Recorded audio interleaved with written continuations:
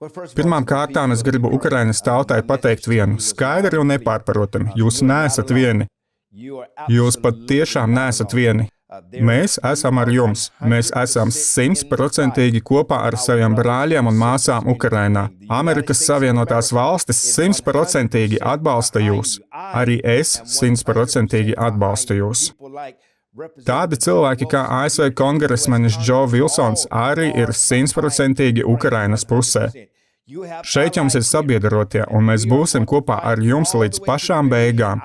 Es ticu, ka šīs beigas jau ir tuvu. Mēs piespiedīsim Krieviju kapitulēt. Ukraina nepadosies, jo Ukraina pieder Ukrainai. Vēstījums ir pilnīgi skaidrs. Taču mana uzruna gan pasaulē, gan prezidentam, gan kongresam ir ļoti vienkārša. Ukrainas atbalsts, tā arī ir politika America First. Ja mums nāksies turēties pretī Krievijai, tad tas jādara tagad. Tā ir nekavējoties jāaptur, nodrošinot Ukrainu ar visu nepieciešamo aizsardzībai. Atcerieties, tā bija Krievija, kas uzbruka Ukrainai, nevis Ukraina Krievijai. Un šeit, Amerikā, atbalsts Ukrainai pieaug. Atbalsts pieaug gan kongresā, atbalsts pieaug gan mēdījos. Jo mēs saprotam, ienaidnieks ir Vladimirs Putins un ļaunums, ko Krievija nes. Un viņiem ir jāatbild par šo ļaunumu, un viņi atbildēs. Un mēs neapstāsimies, līdz Ukraina gūs uzvaru un tās suverenitāte tiks pilnībā atjaunota. Miers. Ilgstošs, stiprs miers ar reālām drošības garantijām, lai ne Krievija, ne jebkura cita valsts nekad vairs nespētu paveikt ko tādu. Turieties, brāļi un māsas, jūs neesat vieni. Es noteikti turpināšu cīnīties par Ukrainu arī pēc mūsu uzvaras. Pēc tam, kad mēs to svinēsim Sofijas laukumā, pēc iespaidīgās parādes, kad visai pasaulē parādīsim Ukrainas nepakļāvību un ukraiņu tautas spēku. Slava Ukrainai, visiem, kas ir kopā ar mums šajā cīņā. Jā, mums ir jāturpina atbalstīt savus brāļus un māsas arī pēc uzvaras. Mums ir jāizdara tā, lai bizness atgrieztos Ukrainā. Mums ir jāpanāk, lai viss, ko Krievija ir izpostījusi, tiek atjaunots, un lai būtu labāk nekā bija iepriekš. Ceļu būvniecība, jaunu māju, jaunu dzīvokļu celtniecība. Ekonomikā ieplūdīs miljardi dolāru, lai skolotāji varētu atgriezties skolās, lai bērni atkal varētu mācīties, lai vairāk nekā 20 000 nolaupīto bērnu tiktu atgriezti Ukrainā, atbrīvoti no tā ļaunuma, ko Krievijas propaganda centās ielikt viņu prātos, lai viņiem atgādinātu, ka viņi ir spēcīgi Ukraiņas pilsoņi, ka viņiem ir par ko mīlēt savu nāciju, savu valsti, savu tautu. Darba pēc kara būs neticami daudz. Mums ir jāatgriež tur bizness, un šis darbs jau notiek. Jāatjauno slimnīcas, jāatjauno autoceļi, jāpaceļ no drupām sagrautās skolas, jāatjauno iznīcinātās baznīcas. Baznīcas draudzēm, ko sašķēla karš, ir atkal jāapvienojas. Tā ka nākotnē darba ir ļoti daudz. Uzvara ir tikai sākums. Es nekad neatstāšu savus brāļus un māsas. Atcerieties, es esmu Ukrainas pieņemtais dēls, un es nekad neatstāšu savus brāļus un māsas vienus. Mans vārds Ukrainas tautai ir šāds. Jūs nekad netiksiet aizmirsti. Es jūs nekad neatstāšu. Es jūtu, ka mēs esam saistīti, ka mūs vieno nesaraujamā saikne. Kas ir pareizi, tas ir pareizi. Kas ir nepareizi, tas ir nepareizi. Tas nav par politiku, tas nav par valdību. Tas ir par cilvēkiem, par jūsu tiesībām būt brīviem, par jūsu tiesībām brīvi pielūgt Dievu, par tiesībām pulcēties kopā, par tiesībām brīvi runāt un nest savu vēstījumu pasaulē, par jūsu tiesībām uz brīvību. Tieši par to mēs arī cīnāmies, un katra brīvā nācija pasaulē to saprot. Es nekad neatstāšu savus brāļus un māsas, mēs esam saistīti uz mūžu. Un es ticu, varbūt kādu dienu kāds tomēr mani iemācīs runāt ukraiņu valodā. Kas zina? Taču es mīlu Ukrainas kultūru, es mīlu reliģisko brīvību, kāda ir Ukrainā.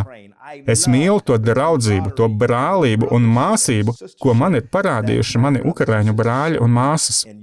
Jūs nekad netiksiet atstāti vieni. Es vienmēr aizstāvēšu jūsu intereses. Atcerieties, tas bija viens no maniem pirmajiem paziņojumiem. Ikvienam ir vajadzīgs aizstāvis. Ticiet man, brāļi un māsas, mācītājs Marks Bērns ir šāds aizstāvis un vienmēr paliks aizstāvis brīnišķīgajai Ukrainas tautai. Man bija privilēģija strādāt kopā ar Al-Atara brīvprātīgajiem no Romas līdz Korejai. Mēs tikko esam atgriezušies no Korejas un, protams, turpinām darbu Ukrainā, kā arī šeit, Amerikas Savienotajās valstīs. Kopš šā gada marta es ar viņiem cieši sadarbojos un esmu pārliecinājies, ka tie ir patiesi skaistās Ukrainas valsts patrioti. Viņi mīl Ukrainu, atbalsta to, un patiesi ir cilvēki ar atvērtu sirdi, pilnu rūpju par visu cilvēci. Tas ir tas, kas virza manu dzīvi un manu mīlestību. Mana mīlestība ir mīlestība pret nevainīgajiem, pret tiem, kam nav balss. Al-Atara ir balss, kas pasaulē sludina brīvību. Viņi ceļ trauksmi ne tikai Ukrainā, bet visā pasaulē.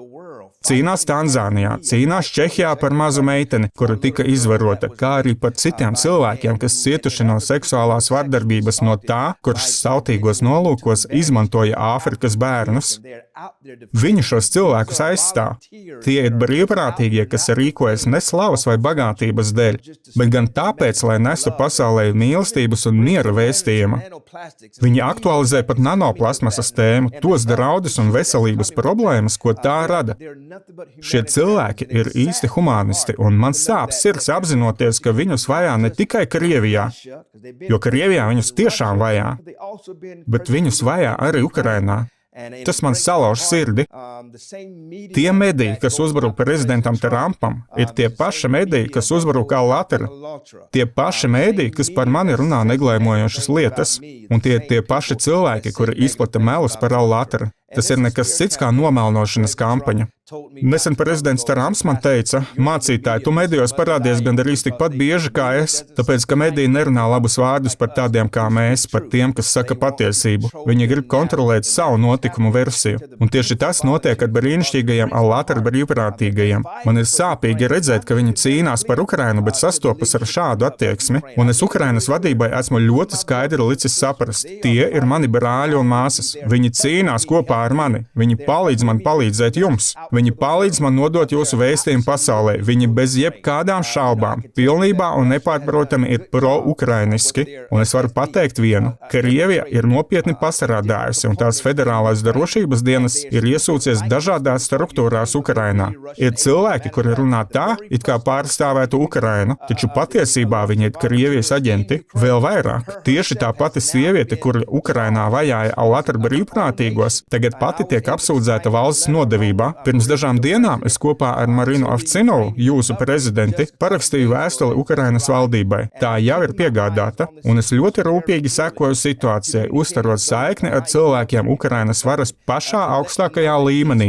lai nodotu skaidru vēstījumu. Šie cilvēki ir mūsu pusē. Viņi strādā kopā ar mums. Savukārt tie, kas ir iefiltrējušies jūsu valstī, tie, kas ir infiltrēti, ir jāizslēdz. Es ļoti lepojos ar pretkorupcijas institūcijas darbu, kas nesen ir izveidota un jau ir sevi pierādījusi. Tas ir apliecinājums tam, ka demokrātija Ukrainā patiešām darbojas, ka valstī ir cilvēki, kuri necieš korupciju, necieš nodevību, necieš varas ļaunprātīgu izmantošanu. Tā ir īsta demokrātija darbībā. Un tāpat kā pie mums, Amerikas Savienotajās valstīs, FIB dara visu iespējamo, lai atklātu un novērstu korumpētus līderus, tos, kuri ņem kukuļus vai grauj sabiedrības uzticēšanos. Tas pats šodien notiek arī Ukrainā. Un es ļoti priecājos redzēt, ka tas viss sāk darboties. Taču jums ir jāsaprot arī kas cits. Krievija ir iefiltrējusies Ukrainas valsts struktūrās, un jūs to lieliski zināt. Viņi vajā tos, kuri patiesi pretojas Krievijai. Al-Atara ļoti efektīvi pretojas Krievijai. Al-Atara dara ļoti daudz, lai pasaulē nodotu patiesību par Krieviju. Tāpēc mani brāļi un māsas Ukrainā. Mums absolūti nav vajadzīgs uzbrukt tām balsīm, kuras palīdz mums aizstāvēt Ukrainas valsts suverenitāti. Nē, dodiet viņiem brīvību, strādājiet kopā ar viņiem. Mums ir jādara lietas, ir nepieciešams, lai visa pasaule sadzirdētu patiesību. Al-Atara, jūs esat satariecoši. Es to saku katru reizi, kad stājos kameras priekšā. Jūs man iedvesmojat. Un lai kurā pasaules malā es atrastos, lai kurā valstī būtu, jūs strādājat visaugstākajā līmenī. Man ir gods stāvēt jums līdzās, plecu pie pleca, lai nestu mieru, nestu labklājību Korejā, Romā, Vatikānā, Amerikā, Tanzānijā, Čehijā, visur, kur vien mēs esam. Runa ir par to, lai pasaulē nestu miera un mīlestības vēstījumu, lai pildītu to, ko es sen biju apsolījis, būt aizstāvim tiem, kam nav balss. Tieši ar to nodarbojas Al-Atara, un es lepojos, ka strādāju kopā ar viņiem, lai tas kļūtu par realitāti.